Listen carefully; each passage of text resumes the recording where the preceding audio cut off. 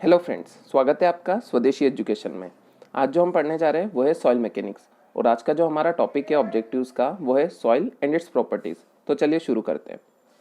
हमारा पहला क्वेश्चन है, a sample of saturated clay has a porosity of 0.562, मतलब एन दिया हुआ है। The void ratio of the clay is, void ratio मतलब ई की वैल्यू निकालनी है। चार ऑप्शंस दे के रखे हमको। अब हमारे पास एक फॉर्मूला होता है E is equals to N upon 1 minus N. ये फॉर्मूला है, ठीक है। E is equals to N upon 1 minus N. N की वैल्यू पुट करी हमने 0.562, ई का आंसर आ गया। ई हमारा आया 1.283। तो देखते हैं ऑप्शन वन ही हमारा सही है, ठीक है, 1.283। अब चलते हैं सेकंड क्वेश्चन की ओर। सेकंड क्वेश्चन है, uniformity coefficient of a soil is always less than 1, always equals to 1, less than equals to 1 या greater than equals to 1। Uniformity coefficient जान लेते हैं इसके पहले। सबसे पहले हम तो यूनिफॉर्मिटी कोफिशिएंट होता है D60 अपॉन D10, ठीक है। अब D60 और D10 क्या होता है? D60 का मतलब होता है CU की वो साइज जिससे CU कहे या पार्टिकल कहे, पार्टिकल की वो साइज जिससे 60% पार्टिकल्स फाइनर है, ठीक है। इससे D10 क्या हुआ? D10 का मतलब होगा वो CU का साइज जिससे 10% पार्टिकल्स फाइनर है। तो इससे हम क्या समझेंगे कि D60 हमेशा ही D10 से बड़ा होगा, वो कभी छोटा नहीं हो सकता। इसके लिए CU हमेशा ग्रेटर देन 1 होगा, ठीक है। तो हमको कौन सा ऑप्शन जम रहा है? ऑप्शन 4 इज करेक्ट, ठीक है। इसमें हम एक और चीज़ देख ले कि फॉर वेल ग्रेडेड सॉइल्स, अगर ग्रेवल्स के लिए हम देखें तो CU हमेशा ग्रेटर देन 4 होता है और सेंड्स के लिए देखें तो CU हमेशा ग्रेटर देन 6 होता है, ठीक है। अब next question, the moisture content of a soil below which the soil volume becomes constant is called liquid limit, plastic limit, shrinkage limit या नन, ठीक है। इसको हम एक ग्राफ के थ्रू समझते हैं, ठीक है। ये ग्राफ है, हमने एक्स एक्सिस पे वाटर कंटेंट ड्रॉ करा, वाई एक्सिस पे वॉल्यूम ड्रॉ करा, ठीक है। अब हमने एक सॉइल का सैंपल लिया, ठीक है। सॉइल का सैंपल लिया, उसको ओवन ड्राई कराया, ठीक है। अब हम उसमें पानी ऐड कर रहे हैं, पानी ऐड करा।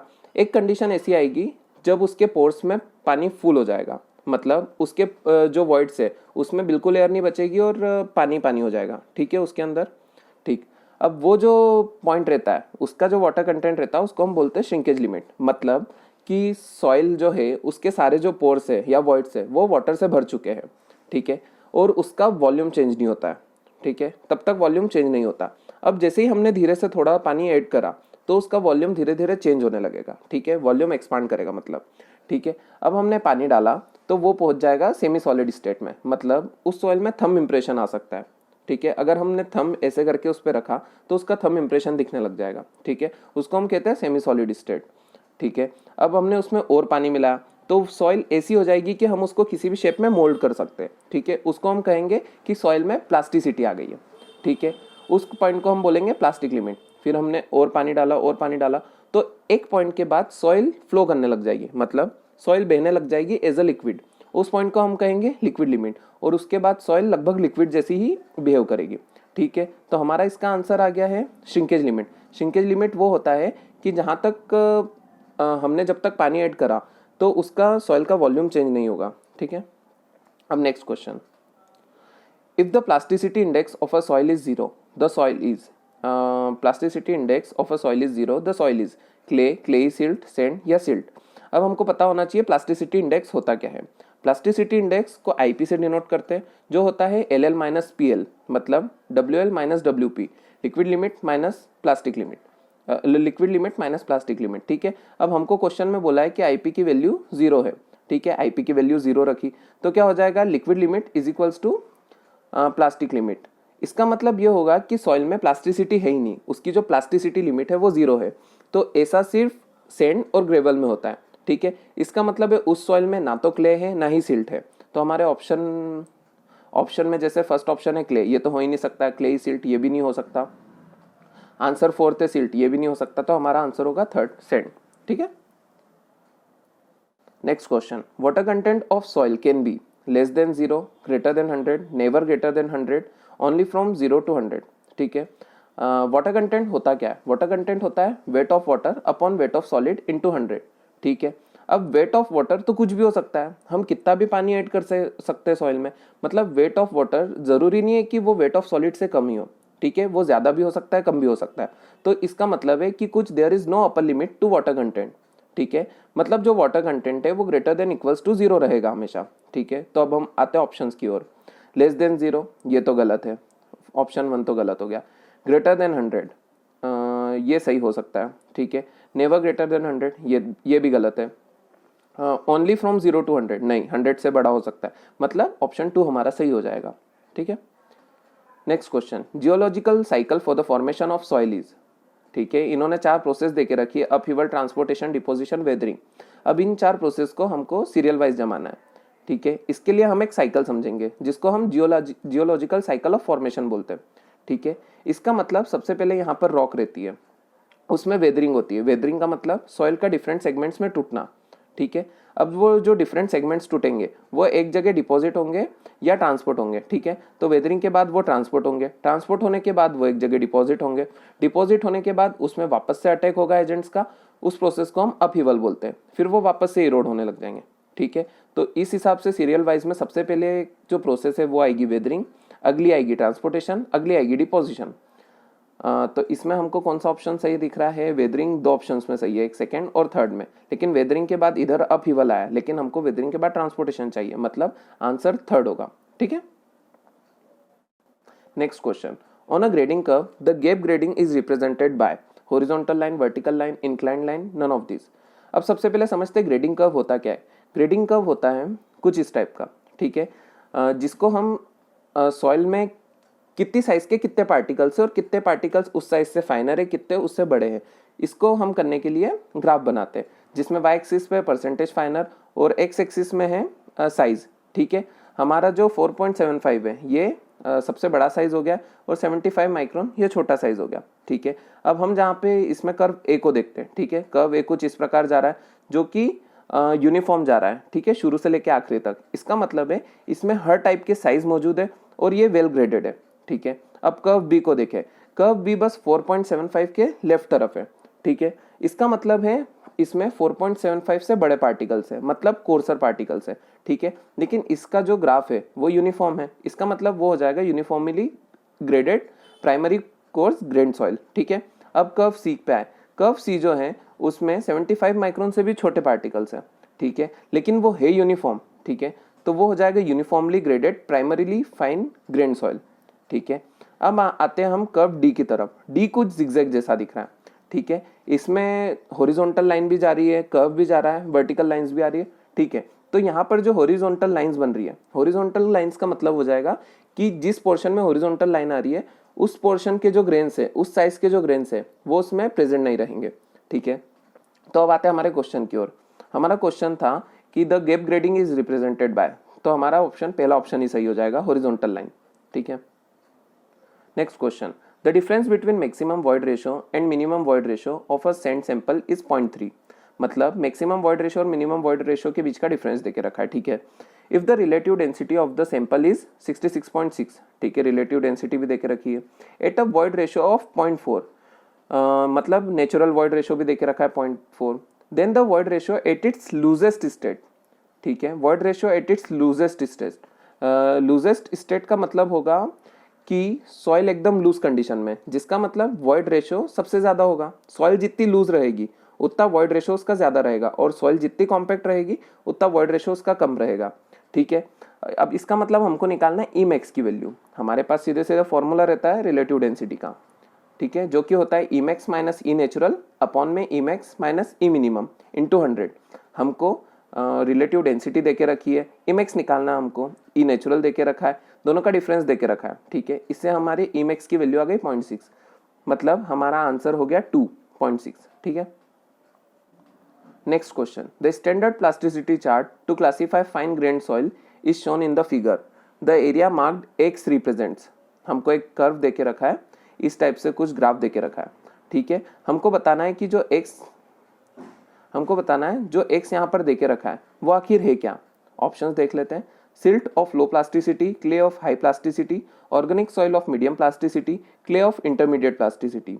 ठीक है, ये जो हमारा ग्राफ देके रखा है वो कुछ देखा देखा लग रहा है। ठीक है, तो हम उसको पढ़ते हैं। ठीक है, ये ग्राफ होता है प्लास्टिसिटी इंडेक्स और लिक्विड लिमिट के बीच का। ठीक है, ये यूज आता है classification of fine grained soil. Fine grained soil clay और सिल्ट दोनों हो सकती है। ठीक है, अब इसमें एक्स एक्सिस पे है लिक्विड लिमिट मतलब वाटर कंटेंट, वाई एक्सिस पे है प्लास्टिसिटी इंडेक्स। ठीक है, हमारा 20% जो लिक्विड लिमिट है उससे एक लाइन ड्रॉ होती है।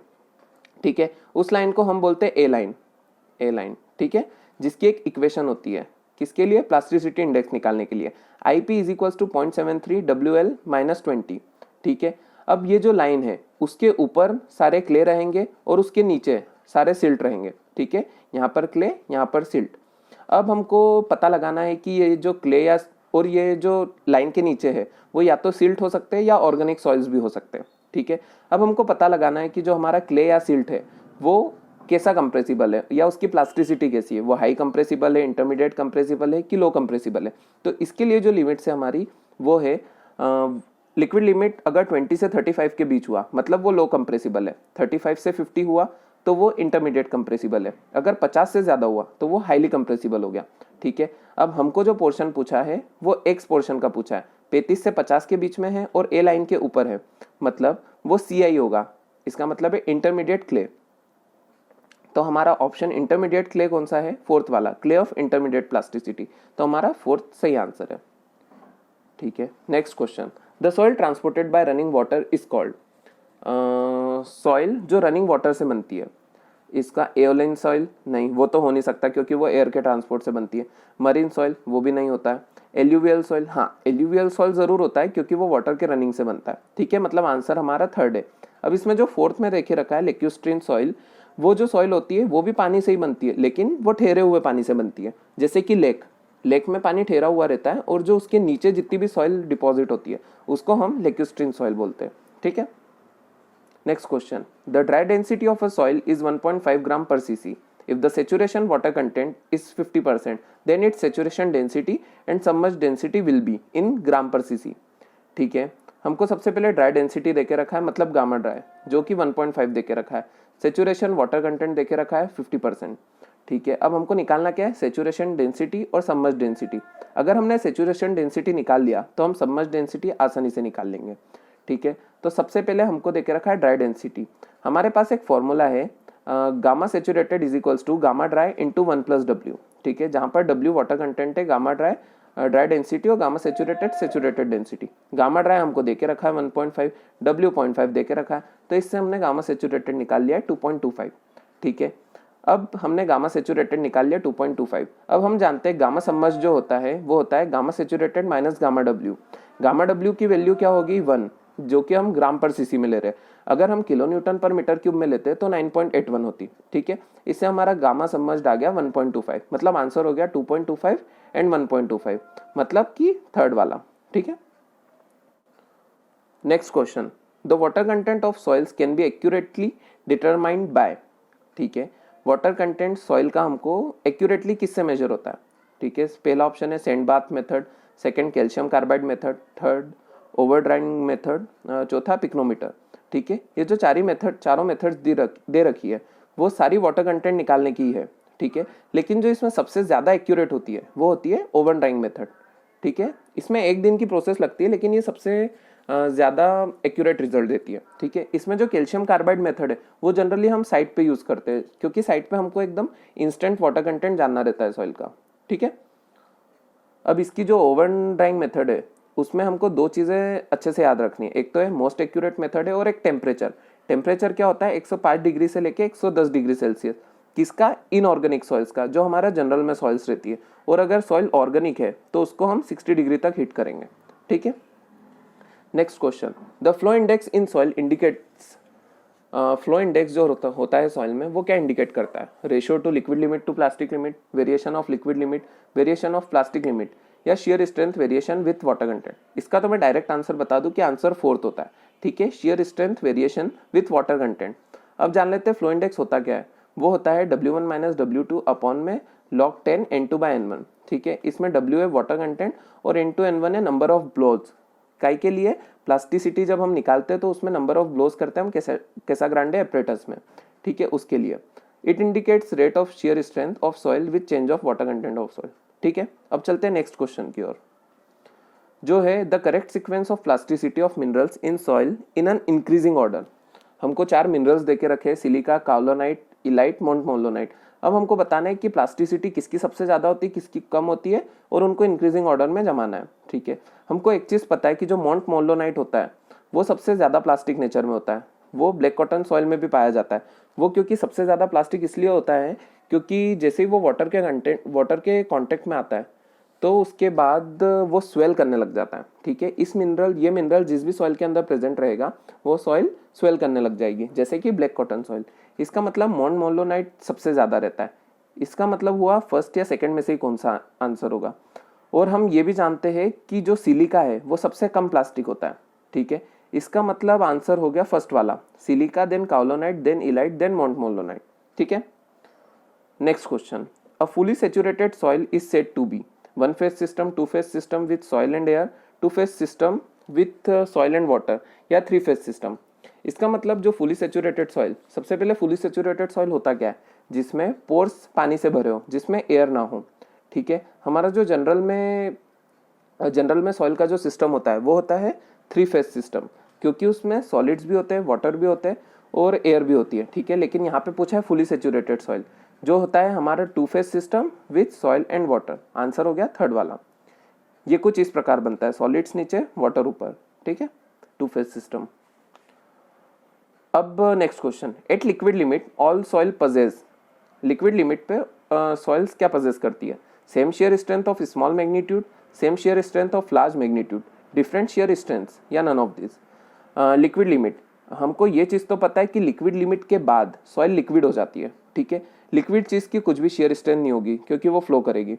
ठीक है, ये हमें पता है, लेकिन जो लिक्विड लिमिट है उस पे सॉइल की स्ट्रेंथ क्या होगी वो हमको याद रखना है, 2.7 किलो न्यूटन पर मीटर स्क्वायर, जो कि हर सॉइल की सेम होती है। ठीक है, next question. The clay mineral whose structural units are held together by potassium bond. इसका मतलब है कि कौन सा क्ले मिनरल है जिसके अंदर जो स्ट्रक्चरल यूनिट्स होती है वो पोटेशियम बॉन्ड से जुड़ी रहती है। हमको 4 मिनरल्स के नाम देके रखे हैं। ये क्वेश्चन तो रटने वाला है, इसकी हम टेबल देख लेते ज़रा। हाँ, ये 3 हमको मिनरल्स देके रखे, काओलोनाइट, इलाइट और मॉन्ट मोलोनाइट। सबसे बढ़िया मॉन्ट मोलोनाइट का याद रख लो, वाटर बॉन्ड होता है। ठीक है, उसके बाद काओलोनाइट का हाइड्रोजन बॉन्ड, और जो इलाइट होता है उसमें या तो आयोनिक बॉन्ड रहता है या पोटेशियम बॉन्ड। तो हमारा आंसर क्या हो गया है, हमारा आंसर हो गया है इलाइट। ठीक है, आज का लेक्चर हम यहीं समाप्त करते हैं। आप बताना मुझे कि आपको हमारा लेक्चर कैसा लगा। आपको कुछ सजेशन हो तो कमेंट करके बताइएगा। लाइक करें, शेयर करें और सब्सक्राइब करें हमारे चैनल को। Thank you.